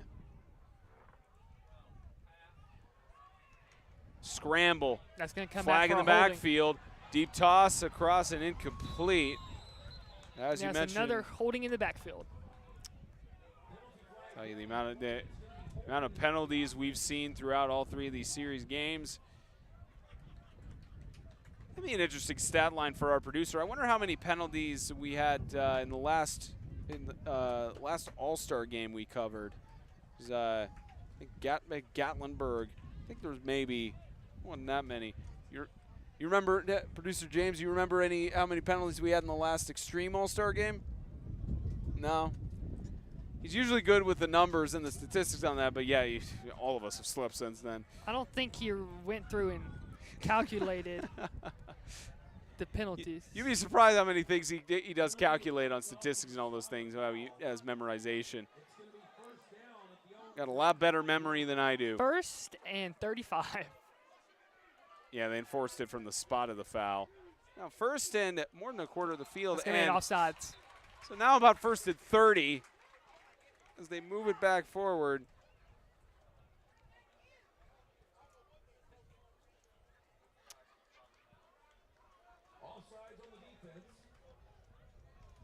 So they'll move it up to the 10-yard line. First down, 31 to go for Tennessee. There's a first down from way back. Is that a fumble? And looks like the ball may have come out. They're ruling it 2nd down. Now to the 11-yard line. The big thing here for Kentucky is to not have any stupid penalties. Because you can play 10 yards off if you have to right here. They're still 20 yards away. 30 yards away. You give away any penalties here, you give Tennessee a way better chance. Try and seal the fate of this game. As you mentioned, possibly time for a defensive score on 2nd and long. Scrambled at the 5-yard line. Deep toss across the middle. He's got his receiver. Ronye Watson has been looking, and he's found the end zone in the 4th quarter. Watson right there.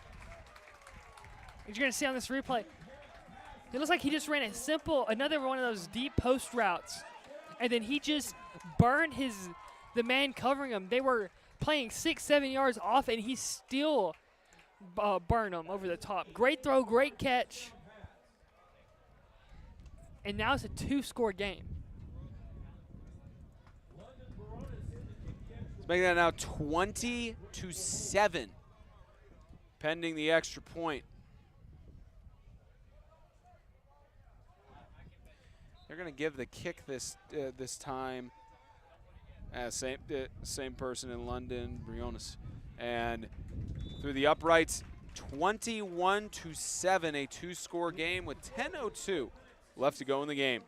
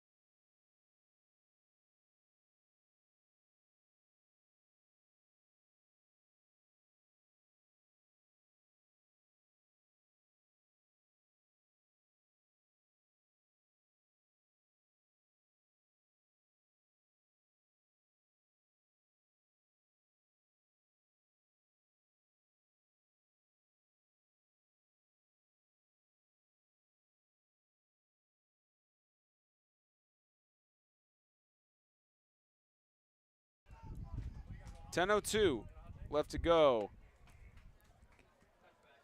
As it's a touchback. Spencer Thompson alongside Zachary Lone, James Shannon, our producer, alongside our statisticians Monica and JJR Shannon. Proud to be with you here in Brentwood, Tennessee, and what's been a great afternoon and now evening for future stars. We've gotten to see some amazing talent from 6th grade, 7th grade, and 8th grade here at Carlton Flat Field. Still got about 10 minutes left to go.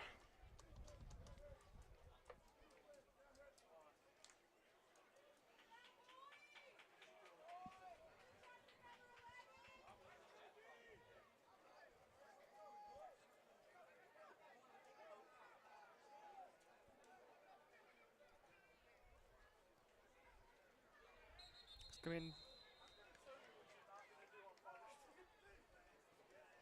Ball start. Yep. Another 5 yards back. Against the offense. 5-yard penalty, first down, 15 to go from their own 15.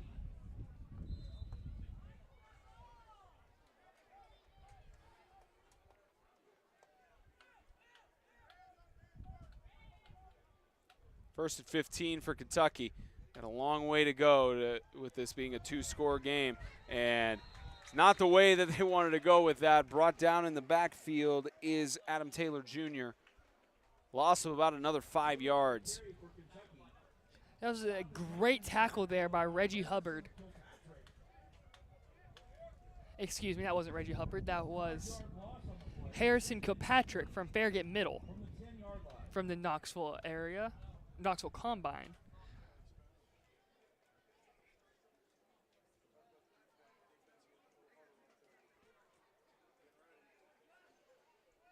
The defense is they're huddling up and they're getting ready for their next plan as it loses the ball. That it's going to be an incomplete pass. Yeah, I was waiting for the signal on that, but incomplete. Yeah, the defense for Tennessee was huddling up a little bit ago. They're just getting their game plan ready, making sure they can keep a stop here, especially with it being inside the 10-yard line. 9:10 left to go.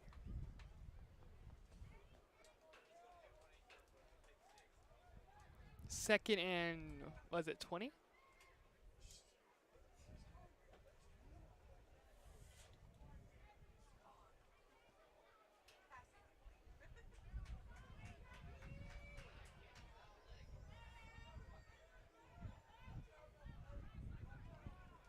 Here's the handoff.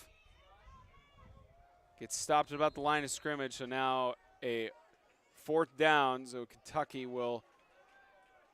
I mean, you're pinned this deep, and you're down by 2 possessions. You still punt it away when you have 2 timeouts left. Or? Yes. Yeah, because it's just tough because of the amount of time left and how well Tennessee's offense has been performing. They've only scored 1 offensive touchdown. You have to punt this away. You're basically giving Tennessee a touchdown if you don't punt this away. Yeah, it's 2 timeouts left for Kentucky. Actually, they're wishing they would have that first one back. Now with about 8:20 left to go.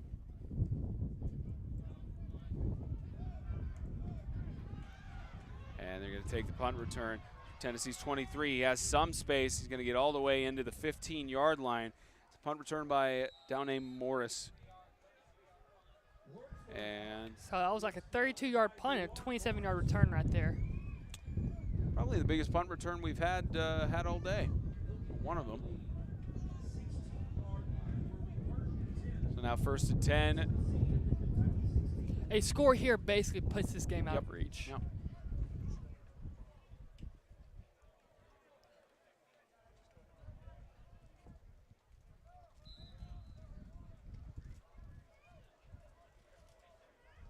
Tennessee's looking for its first series win.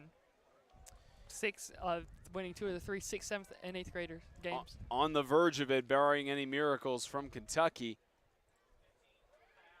There's a toss towards the end zone and just tipped away at the last second. Great defense there. It looked like Emmanuel Crumsey from CCS right there was trying to come that down. He was frustrated with himself that he didn't make that play, but that was good defense by the secondary from Kentucky.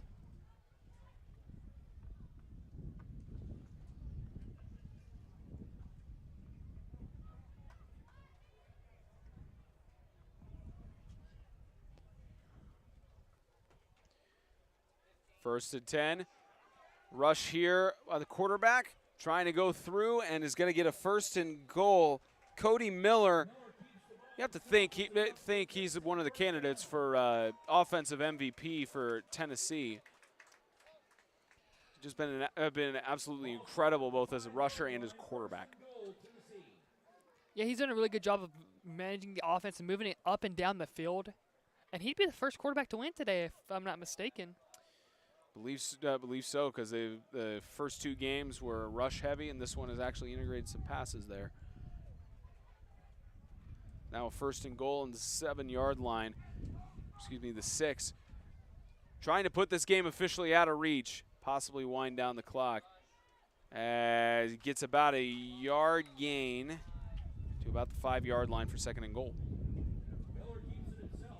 No gain on the play. Second and goal. Miller has really done a good job. Like we were talking about, he's done a good job of finding his open receivers, going through his progressions, checking down when he has to, and then doing a good job on design runs of picking his hole and being able to get those 6-7 yard carries. And they add up, of course. Second and goal. To run to about the 5-yard line. And there's a penalty, and that's going to be on something. On someone, of course, but Third and goal from the 3-yard line. So they'll have a penalty here, and I believe an illegal motion is what the call was. They call that on Kentucky.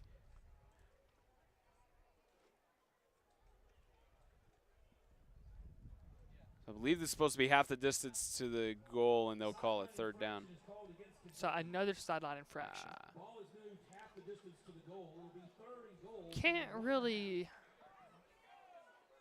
You can get a delay of game on defense, but I don't think you can get a legal motion on defense. Yeah, forgetting what the motion behind the back was. My referee lingo is a little, referee sign language a little rusty as plowed through the middle, a touchdown for Tennessee, and a helmet came off there. There's a flag thrown and some extracurricular activity in the end zone with that frustration. But a touchdown.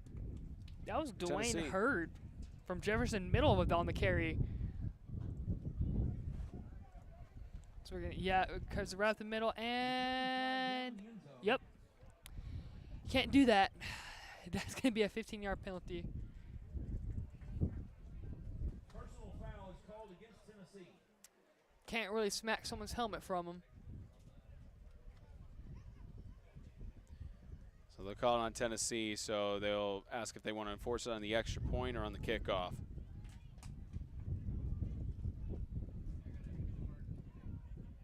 And that will be enforced on the kickoff.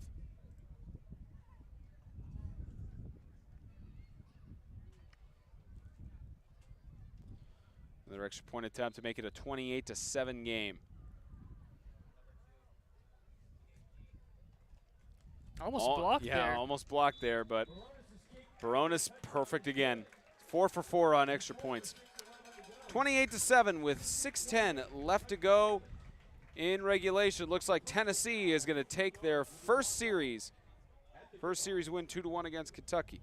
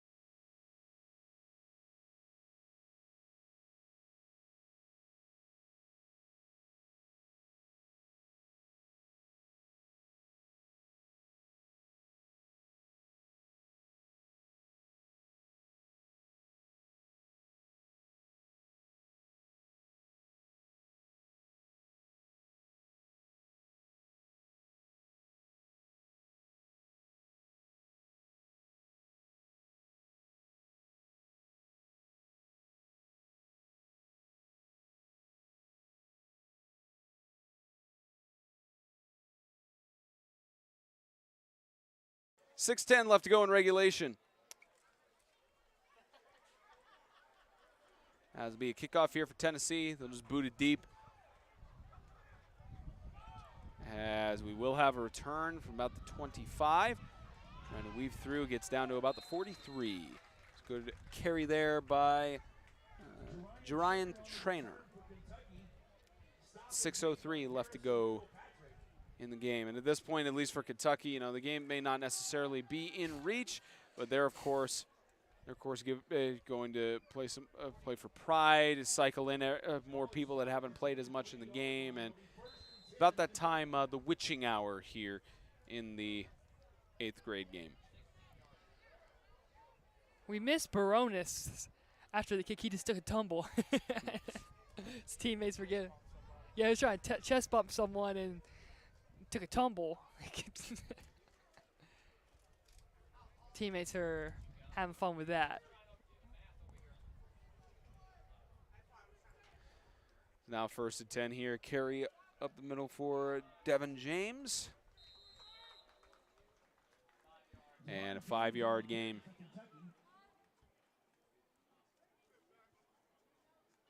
James is from Highland Middle School. Got a decent carry there for 5 yards.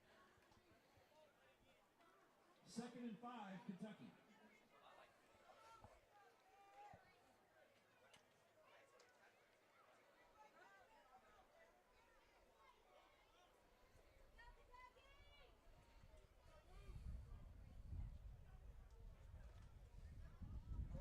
And that is a lateral. Tennessee picks it up. 3rd time of all 3 games, and there's a little bit of tugging at midfield there, and that's a turnover on downs. And they're going to talk this over. We'll discuss if it was a lateral. Let me see if I could get the back end of that, and we can maybe make a determination on our own end. Nope.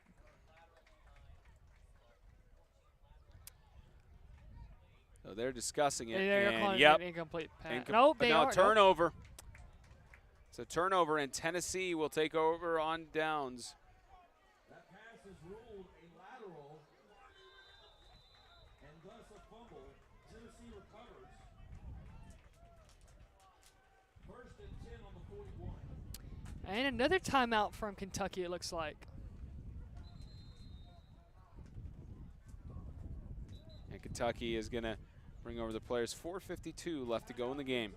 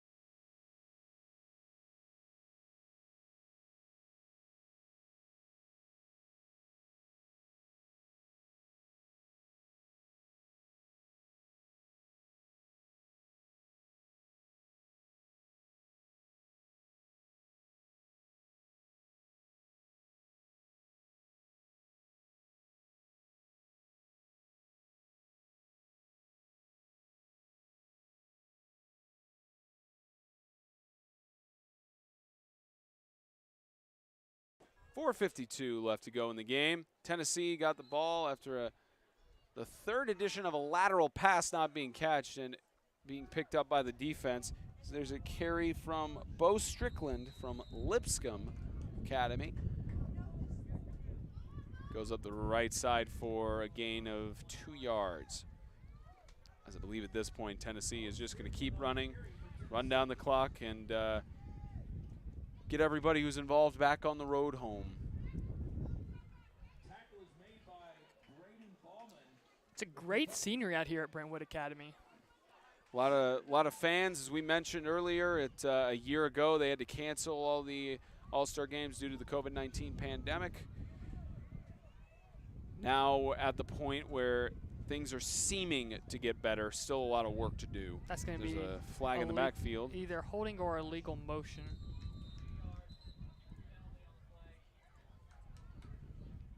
Yes, illegal shift. So we'll move it back for a second and 13. Illegal motion. Looked like 2 players were moving at the same time.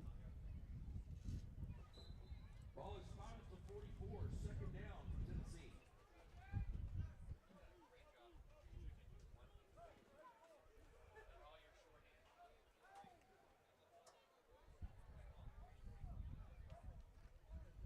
There's a And bobbled in the fumble. backfield, ball loose, and it looks like Kentucky's fallen on it. Turnover on downs, and Kentucky gets a defensive turnover. So it looks like Jaden Maxwell from Blackman was trying to corral the handoff. Don't know if we got that on replay. Yeah, here we go. If we can see that one more time. Yeah, so right here, Maxwell's in the backfield. Yeah, so he never really was able to have possession, find full possession of that one.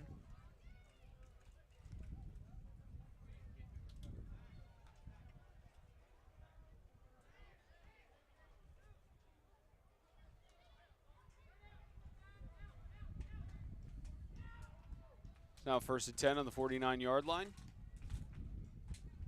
As Kentucky tries to get another score here, and that defensive line of Tennessee is still going strong.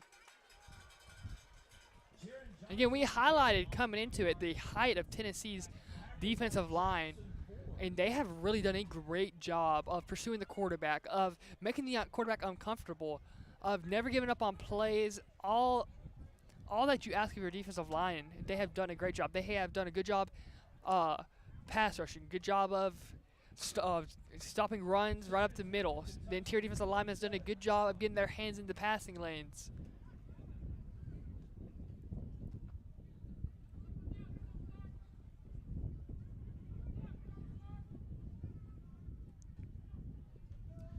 There's another handoff left side. This carry by Adam Taylor Jr. Gets a few more yards there to bring up a 3rd down and 7.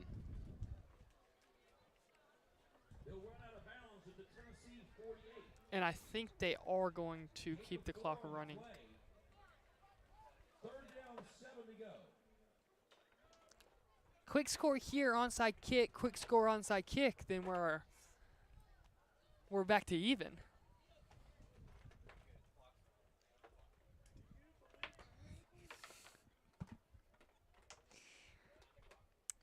About 2 minutes left, and they're just going to wind this down.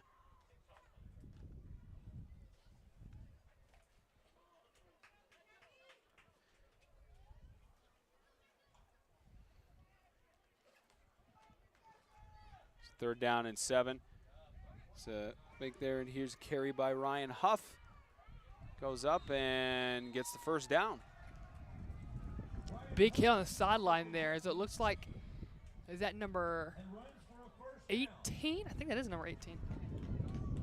Zyrus Short from Havenview with the tackle. So Kentucky getting the 1st down, and Excuse me, that was Waylon Laurie from North Middle with the tackle from the Knoxville region.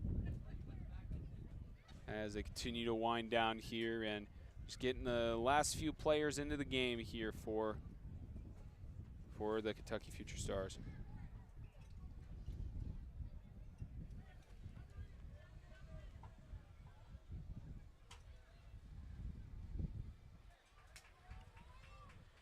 Stick around once the game is over. We're going to show the presentation of the MVPs.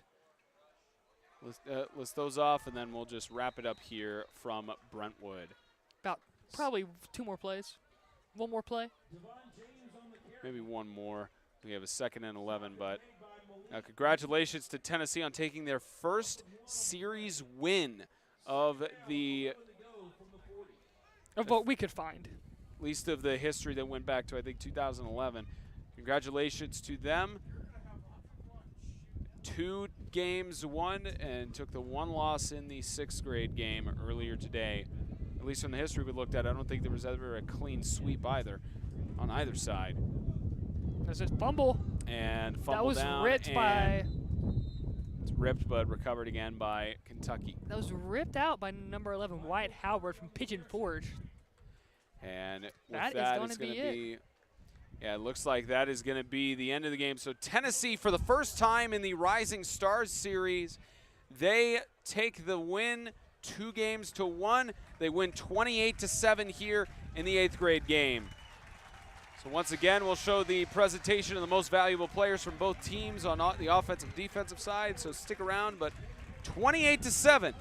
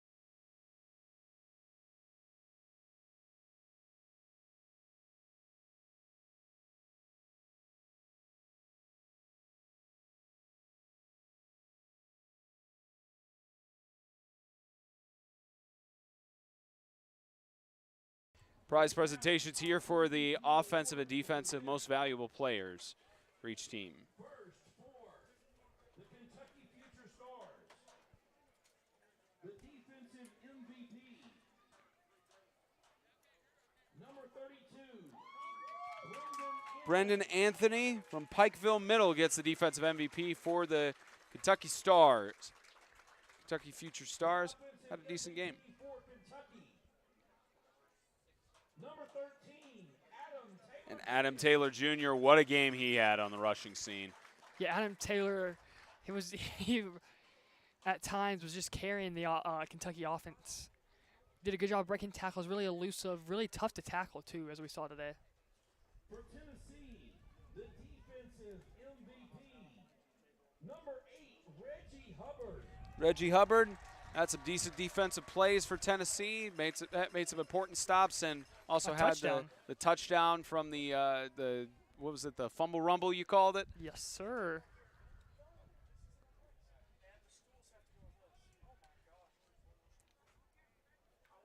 And the offensive And our offensive MVP for Tennessee. number 3, Ronye Yeah, Ronye Watson had the receiving touchdown. A couple of receiving touchdowns. A couple of them, and just an incredible game by Ronye Watson. Would have either been him or probably would have been their quarterback as well, who had a fantastic game. But great effort. And And that quarterback was Drew Parrott, who also had a good game. any final thoughts before we sign off here from Brentwood? It was a well-played game from Tennessee, all-around game. From their defense scoring 2 touchdowns to their special teams putting the offense in a position to score multiple times. Kentucky, of course, all-star game. They did a really great first half. Their defense played really well. At the end of the game, they were trying to force turnovers, and it came back to bite them. I mean, that's basically it. Well, ladies and gentlemen, that is it for us here at Carlton Flat Field in Brentwood, Tennessee. Tennessee, for the first time in the Future Stars series, takes the series 2-1, losing in 6th grade in the first game of the day, but then going 2-0 in the 7th and 8th grade games. On behalf of Zachary Lone, our producer James Shannon, our statisticians Monica and JJR Shannon, I'm Spencer Tomset, saying thank you so much for tuning in to all the broadcasts today, and congratulations again to Tennessee on the victory. So long from Brentwood.